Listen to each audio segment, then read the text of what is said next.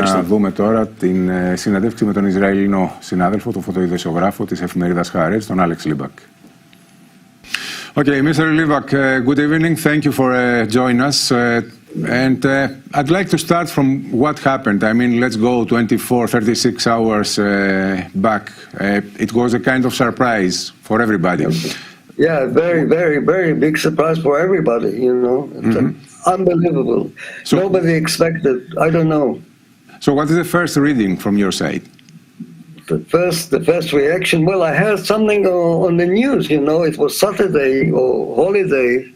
Yeah, Saturday, I think. And I was going to go to the swimming pool, but then all of a sudden somebody told me there is a war. Somebody phoned and said there is a war, you know. So I switched on the television and I saw these crazy things happening. I couldn't believe it, you know. I could see the Hamas fighters crossing the border, hundreds of them, you know, dozens of them all over the place in their cars and machine guns and whatever, you know.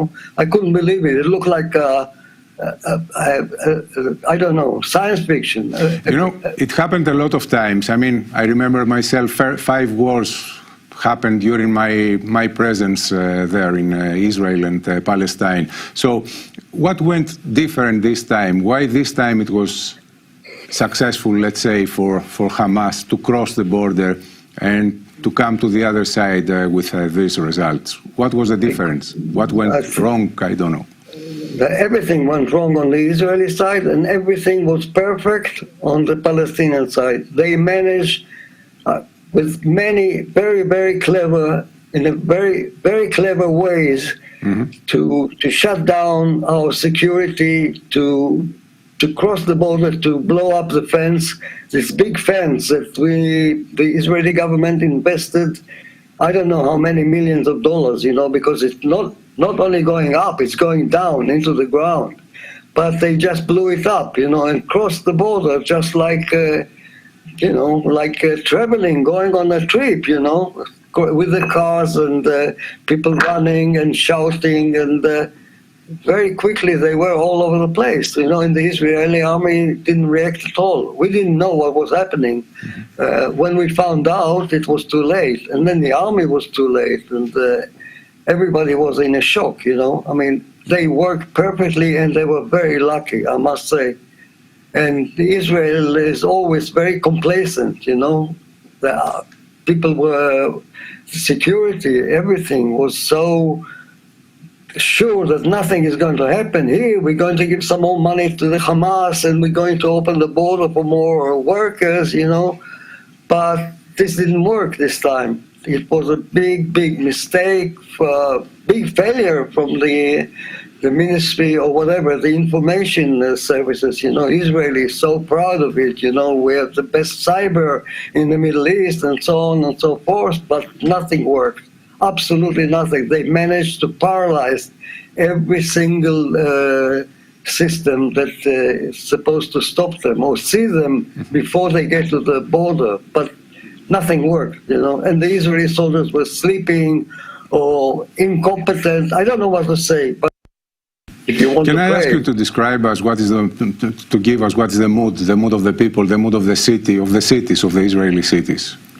Well, Tel Aviv is maybe a little different, but it's empty, you know. I went today to the south to see what's going on, you know. Today is Monday, it's like 2 days, 3 days ago. And Tel Aviv yesterday was empty. Today I saw very few people. Some cafes were open, but people are very depressed and very angry, you know.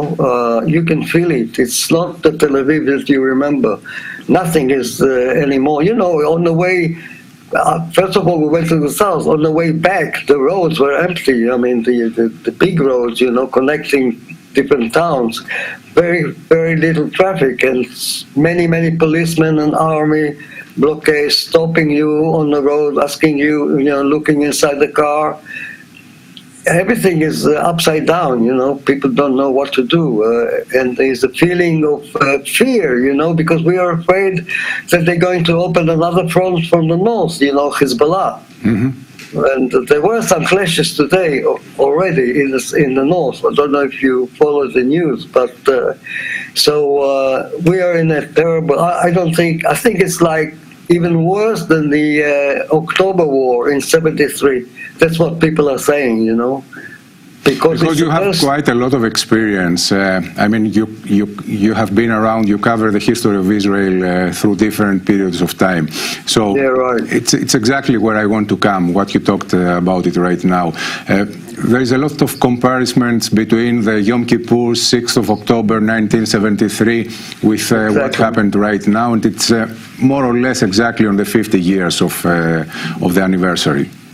Yeah, but you know, the big difference is that in 1973 they didn't get to civil population. You know, it was all in the Sinai and in the north of the Golan Heights, but not inside Israel. You know, inside. I mean, killing and kidnapping people inside Israel. You know, more than I don't know, but very big numbers of people being killed, maybe 1,000, and I don't know how many injured, and hostages.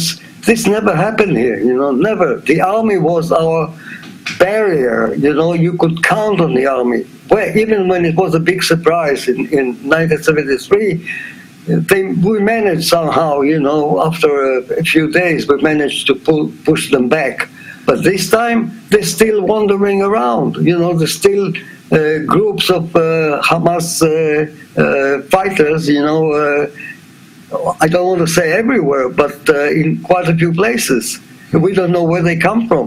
And the fence is still open. So, you know, people are very depressed. It's incredible, incredible. This is a situation we never confronted before. Λοιπόν, να σας πω ότι επιχειρούμε εδώ και ώρα να επικοινωνήσουμε τηλεφωνικά είτε με Skype. Το δεύτερο είναι ιδιαίτερα δύσκολο, τουλάχιστον τηλεφωνικά, με τη Λωρίδα της Γάζας, με συναδέλφους που βρίσκονται εκεί, Παλαιστινίους συναδέλφους. Δεν έχει καταστεί δυνατό μέχρι αυτή την ώρα. Οι τηλεφωνικές επικοινωνίες είναι πολύ δύσκολες. Θα συνεχίσουμε να το επιχειρούμε. Πάμε σε ένα διαφημιστικό διάλειμμα και επιστρέφουμε.